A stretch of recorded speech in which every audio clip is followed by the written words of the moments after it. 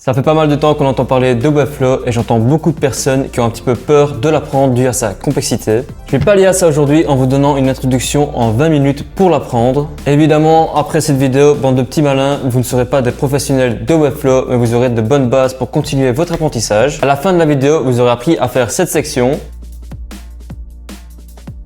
qui est déjà pour moi assez cool, et vous allez voir qu'on va aborder pas mal de petits plans techniques de Webflow.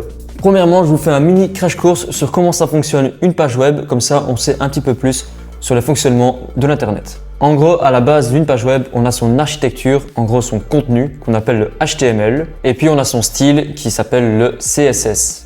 Tout simplement, le HTML fonctionne sur un concept de boîte. Et donc on a des boîtes dans des boîtes dans des boîtes. Ça peut paraître un petit peu tiré par les cheveux, dit comme ça, mais ne vous inquiétez pas, vous allez comprendre dans 2 secondes. Si on se rend sur une page web complètement lambda, par exemple sur le site d'Apple, je ne sais pas si vous connaissez, et qu'on va dans l'inspecteur, donc on peut faire double clic ou clic droit, inspecter. Et là, on voit ici le HTML qui est composé de différentes sections, donc blocs, donc une boîte. Et donc par exemple, cette section-ci, si on clique sur la petite flèche là, eh ben, on peut voir qu'elle est constituée de plusieurs éléments, de, je pense, 4 autres boîtes qui, chaque boîte a plusieurs boîtes à l'intérieur. Donc par exemple, ici on a 4 boîtes. On a cette boîte-ci qui a donc une boîte image, une boîte texte et une boîte bouton.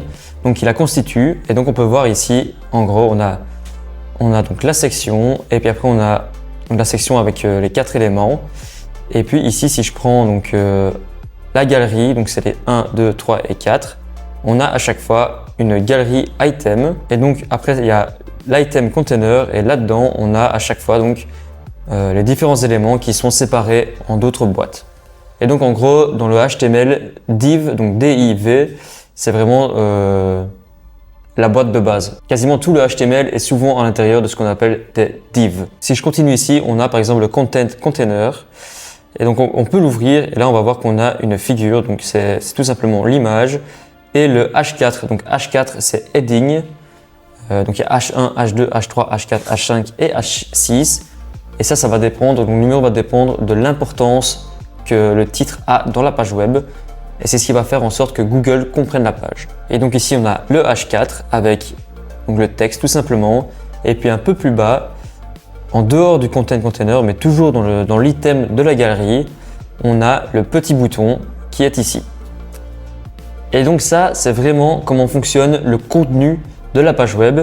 Et par exemple, si on clique sur le heading, on peut voir ici en dessous.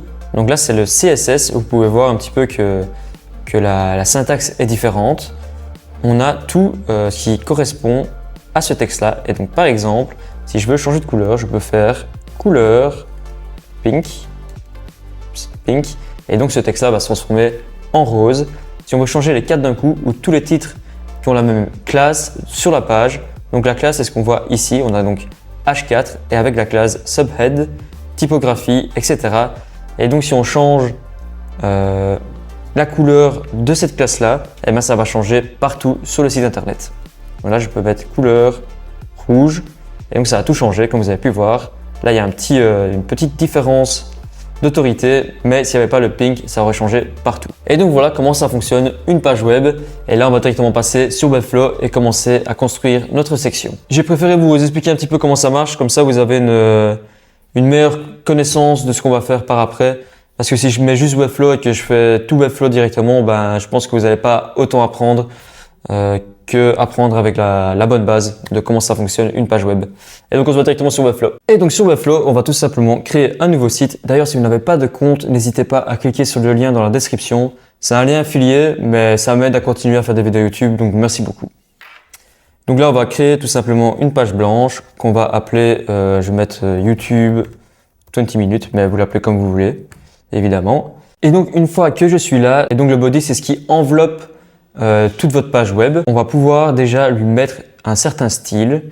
Et donc tout simplement on peut lui changer la police. Ici on va mettre, juste pour vous montrer, on changera peut-être par après, on va mettre du open sans. Tous les éléments qu'on va créer à l'intérieur du body, eh ben, ça va être du open sans, sauf si on le change évidemment par après ou sur l'élément. Une fois qu'on a créé ça, eh ben, on peut faire aller sur le petit plus et cliquer sur section. Donc une section, c'est une div. C'est plus ou moins le même élément, mais juste qu'on s'y retrouve mieux avec des sections et des divs. Donc généralement, je mets toujours une section pardon. On peut l'appeler section banner. Vous avez pu voir ici que en gros le style selector, eh ben, ça correspond à la classe comme je vous ai parlé tout à l'heure, et donc c'est grâce à ça qu'on va appliquer le CSS, donc le style sur les différents éléments. Une fois qu'on a créé la section banner, on peut tout simplement lui ajouter un container. Encore une fois, c'est aussi entre guillemets une div, mais c'est juste que ça a déjà un certain CSS pour que ça se mette bien au milieu et que ça reste harmonieux tout au long de votre création de site web. Et donc ça, c'est vraiment, le container, c'est vraiment propre à Webflow. Ici, on peut voir donc il a une maximum width, donc max W, c'est maximum width de 940 pixels. C'est très bien. Moi, j'aime bien changer en 90%, mais ça peut varier selon les projets. Donc, faites comme bon vous semble. Une fois qu'on a fait ça, on va directement commencer par créer une boîte qui va envelopper ces deux colonnes. Donc, on a une colonne ici à gauche avec le texte, le bouton, etc. Et on a une colonne à droite avec la grande image et les trois petites cartes. Et donc, c'est parti. On va cliquer sur le container. On va aller sur le petit plus. Vous pouvez également faire commande K et directement mettre div si vous voulez aller plus vite. Donc, je vais ajouter une div et je vais l'appeler flexbox. En gros, flex, aussi, encore une fois, c'est un truc de HTML, mais c'est très très important dans le monde d'aujourd'hui des sites web. Donc, vous allez voir ce que ça change dans 2 minutes. Là, pour le moment, on est en display block et donc il y a display flex, display grid et d'autres types de display, display none qui est très important. Ces deux-ci, je les utilise pas trop, mais block, flex et grid sont très très importants.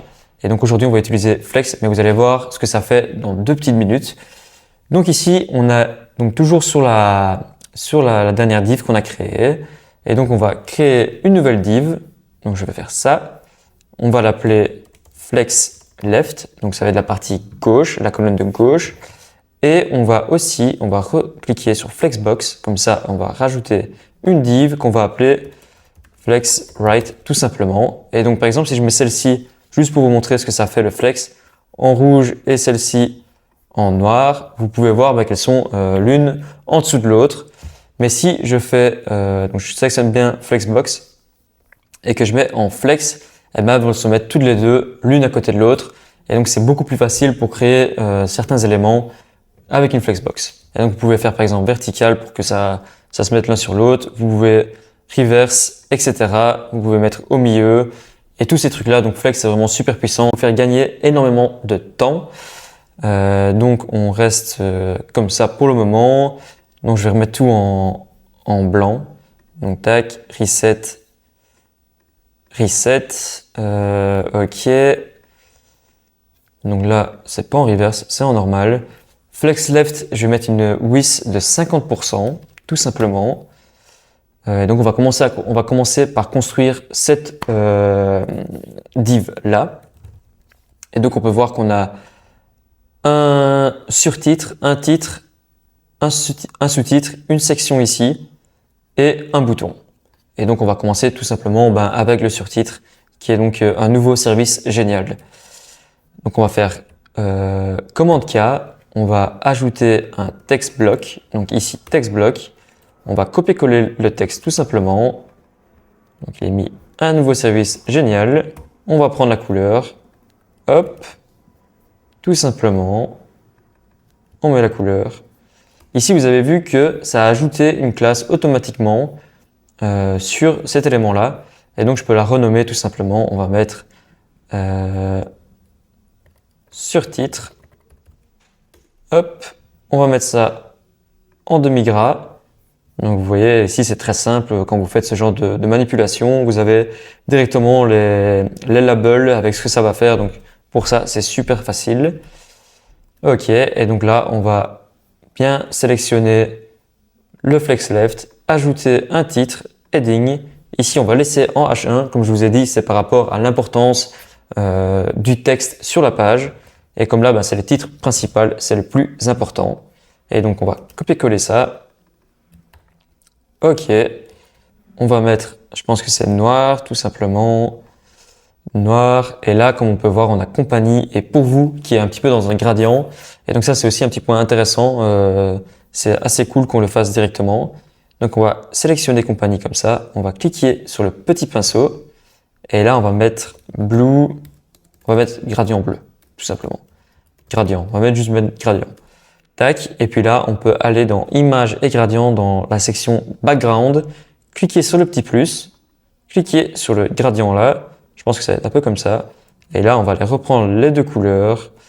Donc on a celle-ci, parfait, et on a la deuxième qui est celle-ci, hop, on copie-colle.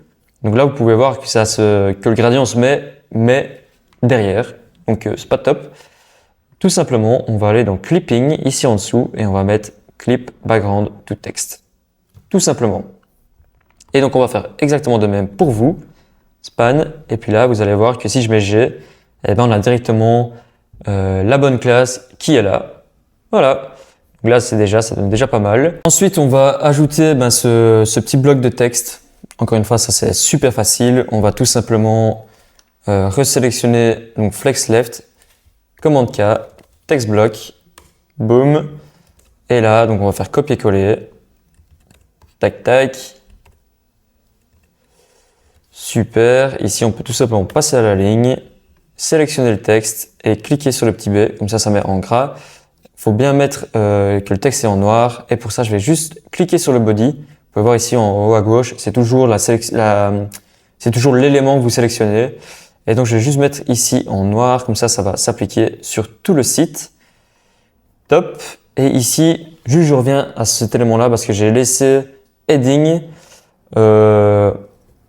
Faites comme bon vous semble. Moi je vais laisser heading parce que ça a du sens. Après, on va passer à cette section-ci. Et donc, en gros, ici, j'ai fait au plus simple. On a une image ici et une autre image là. Donc, vous pouvez les prendre directement du Figma en cliquant sur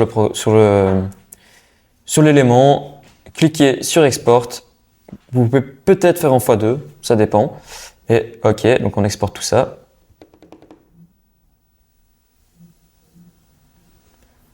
OK.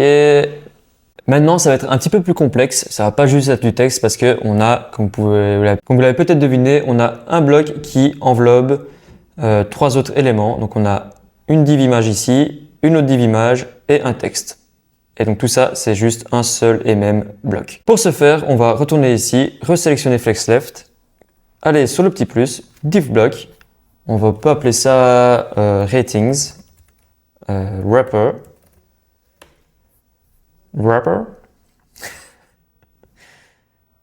OK. Et là, tout simplement, on va ajouter une image ici, choose image, et vous pouvez tout simplement glisser les images ici pour aller plus vite. OK. On va sélectionner celle-ci. Parfait. Elle est un petit peu floue. N'hésitez pas à la sortir en meilleur format. Donc en allant ici et faire par exemple x4.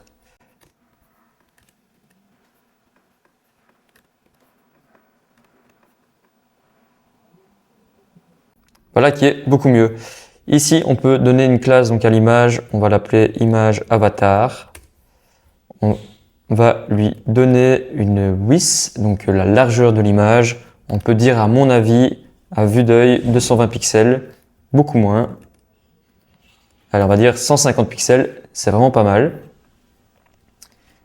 Une fois qu'on a fait ça, eh ben, on va tout simplement ajouter une autre image avec les étoiles. Ici, la classe, on peut mettre image star. OK. Et ici, encore une fois, on va mettre une width de 120 pixels. Même un peu moins, je pense que ça ira mieux. Parfait. Et là, le dernier élément de cette section-là, c'est le 35 plus avis.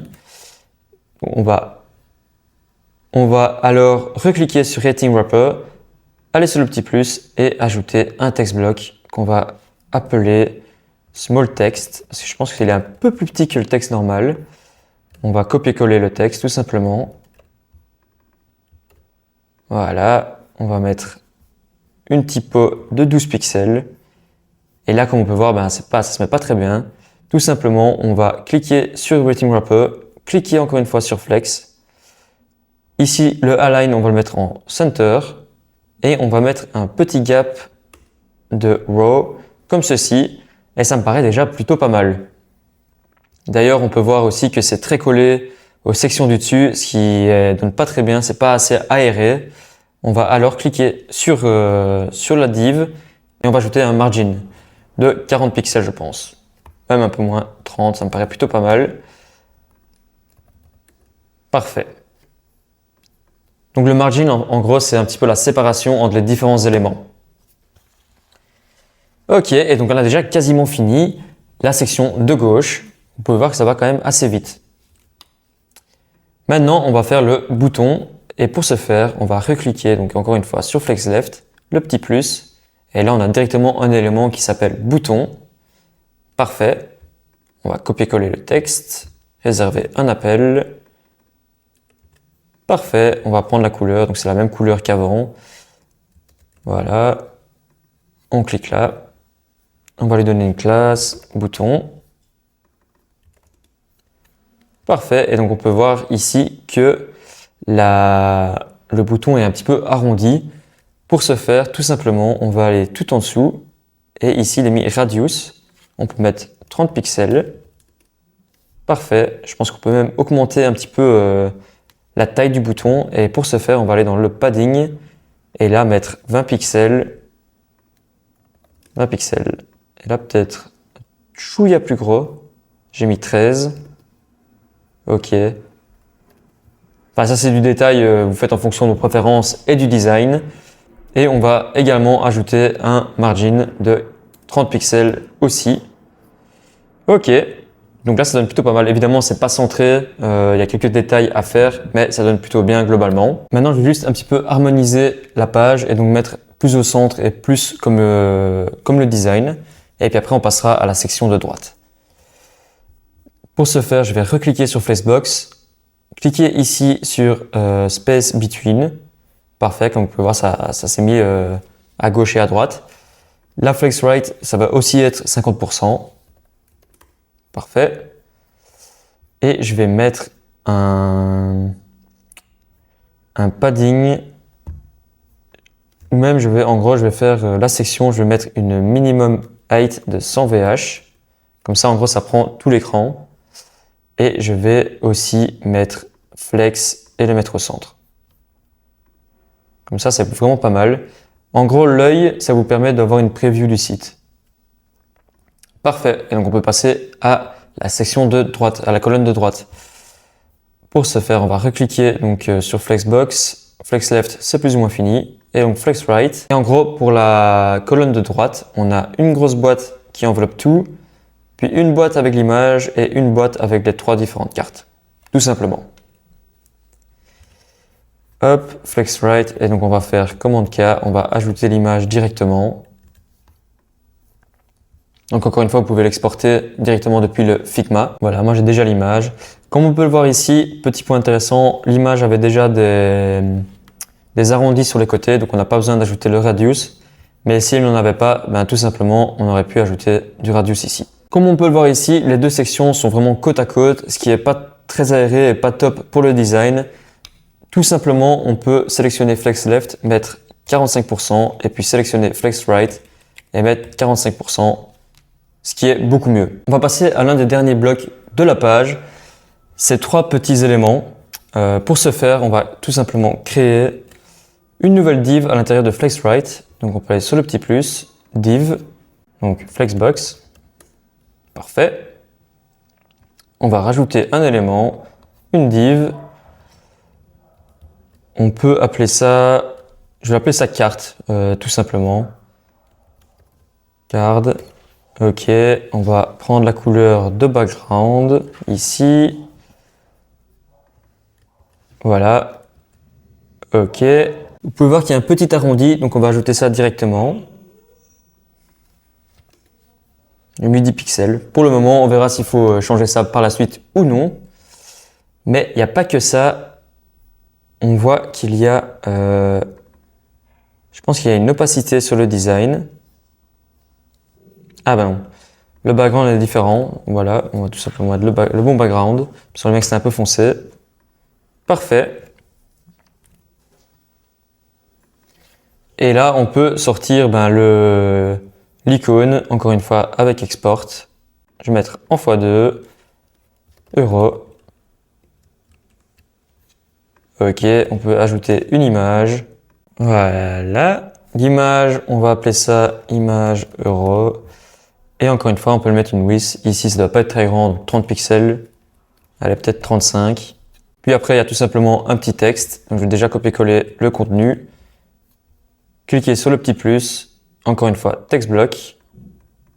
Et tout simplement mettre le texte. Regardez si c'est la même taille que le texte normal. C'est un peu plus grand. Donc, on va appeler ça medium text. Et on va faire tac tac. Parfait. Le dernier élément de ce bloc, eh ben, c'est la petite ligne ici grise. Vous pouvez soit exporter l'image ou soit de le faire en code, mais je vais le faire en code parce que c'est super rapide. Pour ce faire, on reclique sur Card, commande K, div, donc je vais appeler ça HR pour horizontal, tout simplement.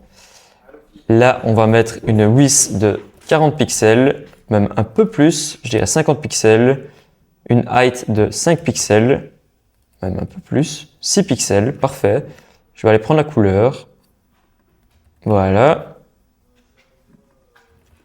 Ok, et on va mettre un radius de 40 pixels. Bon, mais moi c'est pas 40 pixels, mais c'est juste pour dire que ça doit être arrondi.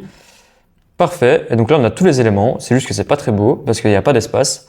Mais pour ce faire, on va déjà cliquer sur carte. Je dis beaucoup pour ce faire dans cette vidéo, mais bon, d'habitude c'est et donc, voilà. Une fois qu'on a cliqué sur ça, on peut encore une fois dire que c'est un flex. On va mettre ça en vertical et on va mettre ici 10 pixels, je dirais. Non, en row, 10 pixels, pardon. Ok, ça me paraît plutôt pas mal, mais il faut ajouter du padding pour que ça donne vraiment bien. Et en padding, on va mettre 20 pixels et on va mettre 20 pixels partout. On va voir ce que ça donne.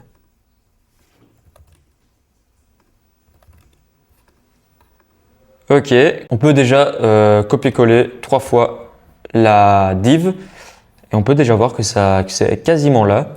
On va juste resélectionner Flexbox, ajouter une sous-classe à cet élément-là. Comme ça ne va pas affecter la Flexbox qui est ici. Et on va appeler ça donc Flexbox Flex Card. Ok, on va pouvoir mettre un espacement dans la row de 20 pixels. Ouais, 20 pixels et mettre un margin top de 20 pixels. Un peu plus petit. Allez, on va mettre 10 pixels, je pense que ça va être pas mal. 10, 10. Ok, plutôt cool. Plutôt cool. Pour être sûr que ça prenne tout l'espace, on va mettre les cards à 33%. Et on va forcer le break ici. Là, je fais à chaque fois Enter en fait pour être sûr que ça se mette sur 2 lignes. Ok. Plutôt cool. Je trouve personnellement que cette section-ci devait être un peu plus petite. J'ai recliqué sur FlexWrite et je vais mettre juste 40%. Je pense que ça fait largement le taf. Cool. Cool, cool, cool. Et là, ben, le dernier élément de la page, c'est ici, il y a une bulle de gradient qui ajoute un petit peu de profondeur au design et vous allez voir que c'est ultra simple à implémenter. On va tout simplement recliquer sur la section banner, faire commande K, on va ajouter une div ou CTRL K, hein. Commande K ou CTRL K, ça dépend si vous êtes sur Windows ou Apple. Je vais appeler ça gradient ball, circle plutôt. Ok, on va mettre une width de 400 pixels, une height de 400 pixels aussi, un radius de 50% et un background de gradient. Donc ça va partir de là à ici. Oups. Là pour le moment ça ressemble à rien, hein, on est d'accord. Mais vous allez comprendre. Ok, cool. On va mettre un énorme filtre blur, bien de 400 pixels. Non, un peu moins. Ok, 200 pixels, ça me paraît pas mal. Bon là évidemment il est super mal placé et donc on va changer sa position en absolute et on va resélectionner la section banner pour mettre en relative. Et là si on clique sur le gradient circle, on peut alors cliquer ici, pas mal. Et comme on peut voir déjà le texte il passe en dessous du gradient et donc c'est pas top. Et donc pour changer ça, on va recliquer sur Flexbox, aller dans position relative et mettre un Z-index de 5. Et donc là, il est au-dessus. Le gradient, je pense qu'on peut un peu le monter comme ceci, donc en faisant par moins. Ok, et là, tout simplement le mettre comme ceci. Ah là, ça me paraît déjà plutôt pas mal. Si on veut, on peut ajouter des animations et je vais faire ça en 2 minutes parce que c'est vraiment ultra simple et c'est assez intéressant à voir. Par exemple, on peut cliquer sur la carte, aller sur le petit éclair, faire un element trigger de scroll into view, et là on peut tout simplement choisir un des différents effets. On peut mettre grow, ok, donc vous pouvez voir c'est plutôt cool, et donc vous pouvez mettre ça sur les 3, hop, hop, et hop, et là, donc si vous vous rendez là, eh ben, ça fait comme ça. Ce qui est plutôt pas mal, mais pour donner un peu plus d'effet un peu cool, on peut ajouter ici 200 sur la deuxième et 400 sur la troisième. Comme ça fait comme ça, et là c'est déjà beaucoup plus propre. On pourrait imaginer ajouter une animation aussi sur l'image, sur le bouton, ça va être très important donc on va le faire. Clique sur le bouton, on retourne là, et là on peut cliquer sur la petite flèche, Hover. Donc Hover, ça veut dire quand on passe la souris dessus. Et on va faire très simple pour cette vidéo, on va juste changer la couleur un tout petit peu, mettre en plus clair. Et là c'est déjà bon.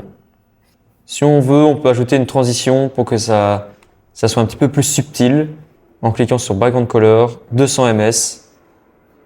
Et là, ça fait comme ça. Et donc c'est plutôt pas mal déjà. Le dernier point de cette vidéo, c'est le responsive. Et donc tout simplement, on peut cliquer sur l'iPad. Sur l'iPad, ça va plutôt bien. On peut juste réduire un peu le texte ici et le interligne. Ok. On peut augmenter ici en 45%. Ok, ça donne plus ou moins pas mal. C'est pas optimal, mais on a déjà vu pire.